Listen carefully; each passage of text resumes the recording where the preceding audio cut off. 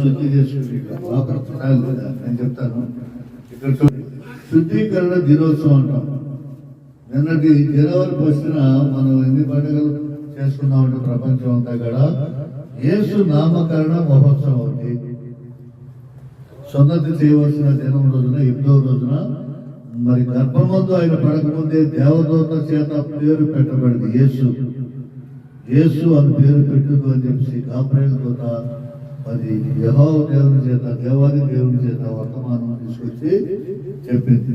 కాబట్టి నామకరణ మహోత్సవం. తర్వాత రెండవది మరియ తల్లి మాతృత్వ దినోత్సవం. మాతృత్వం అంటే ఆ పురిటి రోజులు చెల్లించి దేవాలయానికి వెళ్ళి కానుకగా బిడ్డను సమర్పించడం అనేది ప్రతి స్త్రీ కూడా అలవాటు. అది ఎక్కడి నుంచి వచ్చిందంటే మోషే ధర్మశాస్త్రం నుంచే వచ్చింది. అందుకని ప్రతి తొలిచూరు మగబిడ్డని తీసుకెళ్లి దేవాలయంలో ప్రతిష్ట చేయమని చెప్పేసి మోషే ధర్మశాస్త్రంలో 8వ దినమున అంటే వారం రోజులకి అక్కడ చేయమని. అయితే అంతకుముందు మనం అగస్టు కురేనియా వలన సర్వజనులకు సర్వలోకానికి ప్రజా సంఖ్య రాయవలసినటువంటి మరి ఒక ఆర్డర్ రాగానే మన వాళ్ళందరూ అక్కడికి వెళ్ళారు. అప్పుడు మరియ తల్లి ఎక్కడుంది? ఎలిజబెత్ దగ్గర సమాధి చేస్తూ ఉంది. దేవదూత చెప్తే అప్పుడు మరియ తల్లి ఏమంటుంది? పురుషుని ఎరిగిన దాన్నే నాకు ఇది ఎలాగ సంభవించదు అని అంటే, దేవునికి అసాధ్యమైంది ఏమీ లేదమ్మా. నీ బంధువు మరి ఆవిడ 82 పైనే వయసు ఉంటుంది. స్త్రీలకి 40, 45, 50 రాగానే సంతానం కలిగేటువంటిది ఉడికిపోతుంది, శక్తి ఉండదు. మరి అలాంటిది బిడ్డలు పుట్టారంటే దేవుని యొక్క శక్తి చేతనే. దేవుని యొక్క శక్తి చేతనే అబ్రహాముకి అలాగే జరిగింది, ఇక్కడ ఎలిజబెత్కి అలాగే జరిగింది. మరి చిన్నతనంలోనే పురుషుని యొక్క ప్రమేయం లేకుండానే మరియ తల్లికి గర్భమందు ప్రభు పుట్టాడు. నేను పరిశుద్ధుడు కనుక మీరు పరిశుద్ధులై ఉండండి దేవుడు చెప్పినటువంటి విధంగా మరియ తల్లిని ఒక సృష్టి, ఒక ప్రత్యేకమైనటువంటి సృష్టిని ఏర్పాటు చేస్తున్నాడు. మందసం ఇప్పుడు 10 ఆజ్ఞలు వచ్చినప్పుడు మోషే మందసాన్ని మోసుకుంటూ వచ్చారు, చూసావా? ఇలా మందసంలాగా ప్రభువుని గర్భంలో మోసుకొచ్చింది దేవుడ. తన గర్భం ఒక మందసంగా ఏర్పాటు చేసుకుని ఈ రోజున ఆ శుభకార్యాలు రాగానే మరి మాతృత్వ దినోత్సవాన్ని జరుపుకుంటుంది. అది ఒకటి. తర్వాత క్యాలెండర్ ఇయర్ దాదాపు 325 సంవత్సరాల వరకు అసలు లెక్కలేదు, క్యాలెండర్ అనేది లేదు. క్రైస్తవులు యేసు ప్రభు వారు పుట్టిన తర్వాత అసలు యేసు ప్రభు పుట్టడంతోనే అక్కడ సంహారం మొదలైంది. సంహారం ఏ రోజు లాడిపోయాడు. నాకంటే రాజు ఎవడో వచ్చేది, నా రాజ్యం పోతుందా, ఇంకొక రాజు పుట్టాడా? జ్ఞానులు వచ్చి ఎవరు అడిగారు? యూదులకు రాజుగా పుట్టినవాడు ఎక్కడ? ఒక రాజు పుట్టాడంటే బాగా ఉండేది. ఈ నంటవే యూదులకు రాజుగా పుట్టినవాడు ఎక్కడ?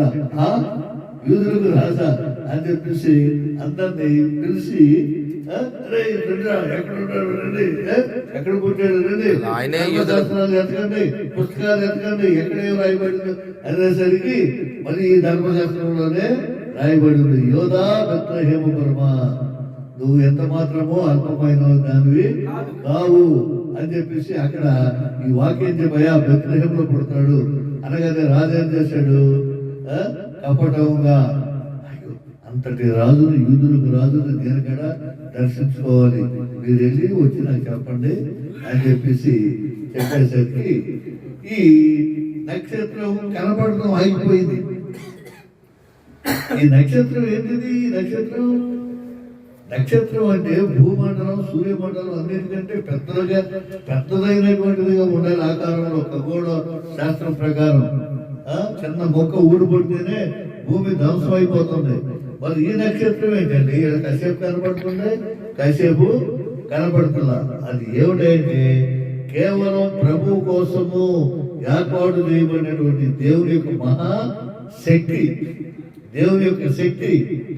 మీరు గుర్తుపెట్టుకోండి, ఇశ్రాయేలీ జనాలు వెళ్తా ఉంటుంటే మరి పగలు మరి మేఘ స్తంభంలోనూ రాత్రి అగ్ని స్తంభంలోనూ దేవుని యొక్క ప్రభావం శక్తి ఆడ ముందు నడిచిందా లేదా, కనపడిందా లేదా?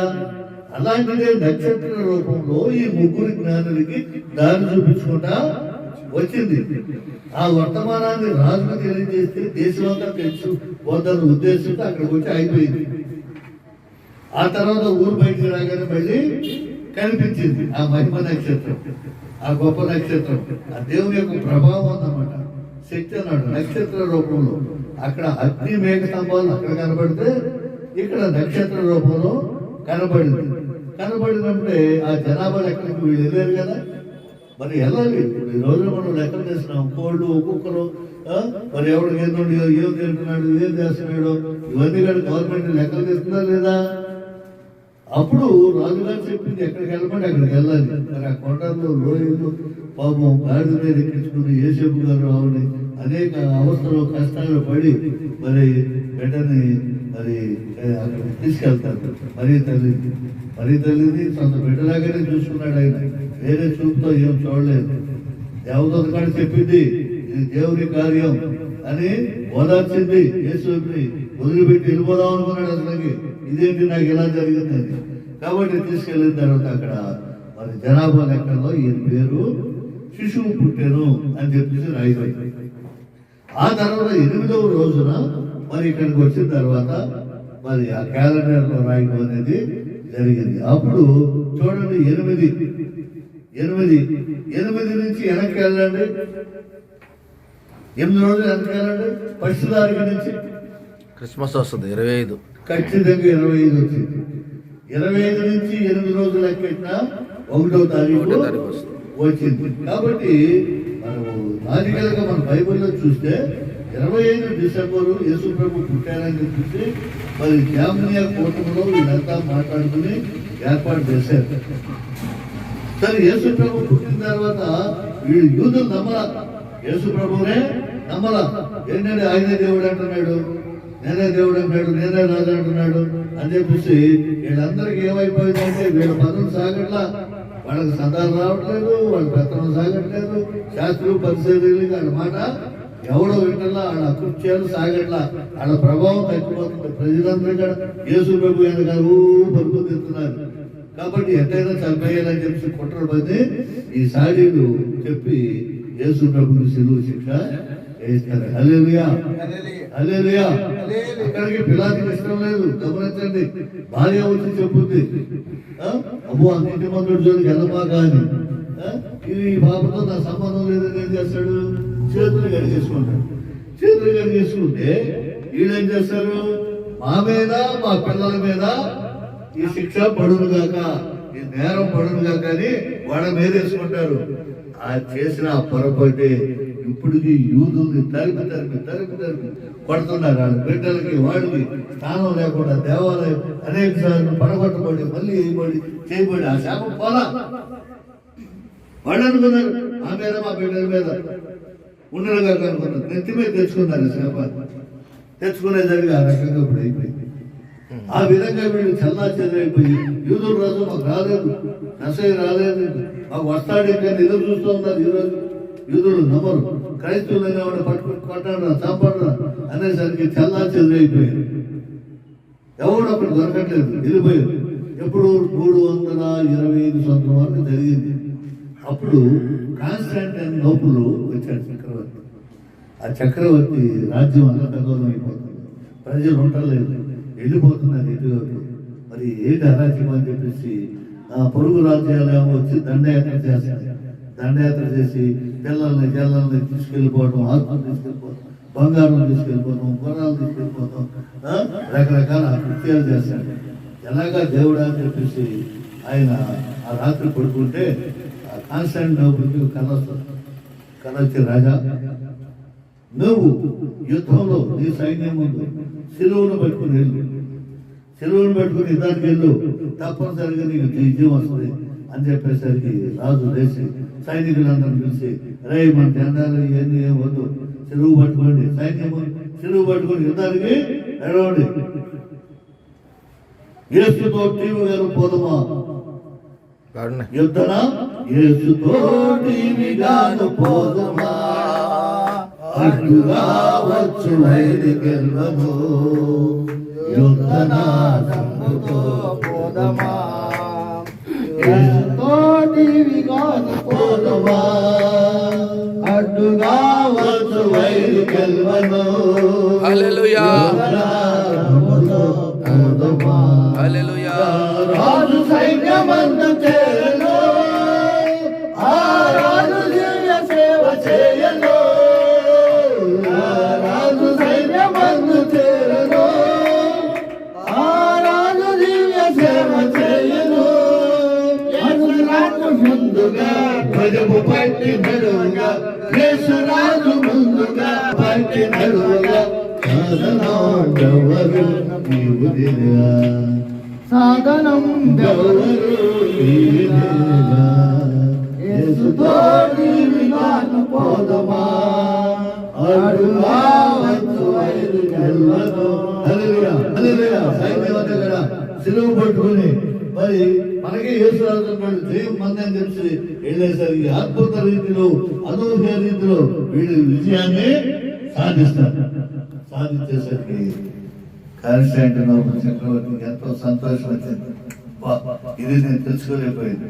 అసలు క్రైస్తవులు ఎందుకు పారద్రోడాలి, ఎందుకు చేయాలి, వాళ్ళ వల్ల ఏం జరుగుతుంది, నష్టమే ఉందా, ఏం చేస్తున్నారు వీళ్ళంతా, దొంగతనం చేయొద్దు, వ్యభిచారం చేయొద్దు, మరి తాగొద్దు, ఇయక మంచి మాటలుగా చెప్పేది. అంతకు మించి బైబిల్ ఏమన్నా చెప్తున్నారు వీళ్ళు, అంత మాత్రం వీళ్ళు ఎందుకు తలుపు కొట్టాలి అని చెప్పేసి అనుకుని దాన్ని క్రైస్తవ్యాన్ని చట్టబద్ధం చేశాడు. హల్లెలూయా. 336 సంవత్సరంలో ఒక చట్టం తెచ్చేసాడు.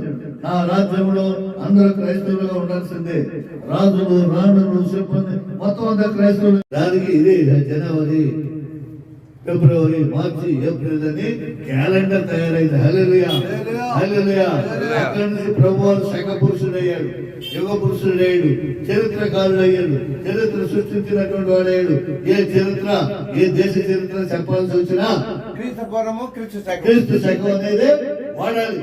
ఆ వాడుతున్నారు కదా, వాడి మళ్ళీ డిసెంబర్ అయినాక క్రిస్మస్ తో ముగిసి మళ్ళీ జనవరి కొత్త సంవత్సరం అనేది ప్రారంభమవుతుంది. హల్లెలూయా, హల్లెలూయా, హల్లెలూయా.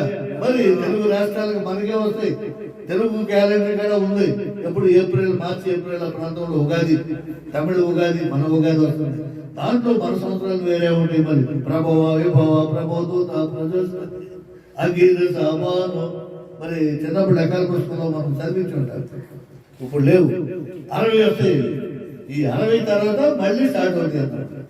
అవి చేసుకోండి, ఉగాది చేసుకుందాం, మంచిగా చేసుకుందాం. కాకపోతే ప్రజలని మంచి దారిలో నడవాలి, కొత్త జీవితం అవలంబించాలి, పాత జీవితం వదిలిపెట్టేయాలి. అది ఎవరు చేసినా ఆ రకంగా అదేంటి క్యాలెండర్. మరి డిసెంబర్, జనవరి ప్రస్తుతమైనటువంటి ప్రాధాన్యత. అంతేకాకుండా మరి world women's day, world women's day, family day కూడా మనకి జరుపుకున్నారు.